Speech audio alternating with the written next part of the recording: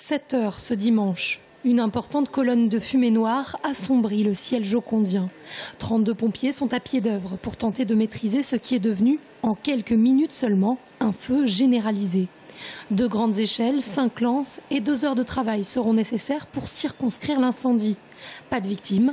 Pas de dommages non plus sur le chantier du futur centre aquatique voisin. Les travaux autour ne sont pas impactés et les fluides ont été coupés très rapidement et donc il n'y a eu aucun problème sauf évidemment le feu lui-même que nous n'avons pas pu combattre dans les meilleures conditions puisqu'il était généralisé. Il s'agit d'une charpente bitumée qui était beaucoup utilisée à l'époque et qui est encore utilisée actuellement. Donc effectivement très générateur de fumée, ce qui fait qu'on avait un très gros panache au départ effectivement très propagateur de l'incendie, bien évidemment, quand ça part en toiture.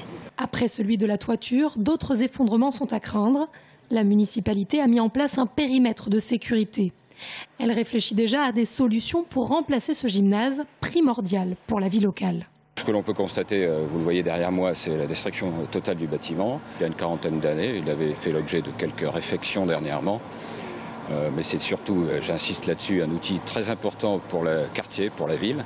Et c'est les Jocondiens du quartier et de l'ensemble des Jocondiens qui sont fortement impactés par cet incendie.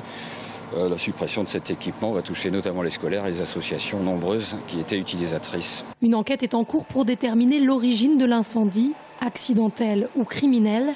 Aucune piste n'est écartée pour le moment.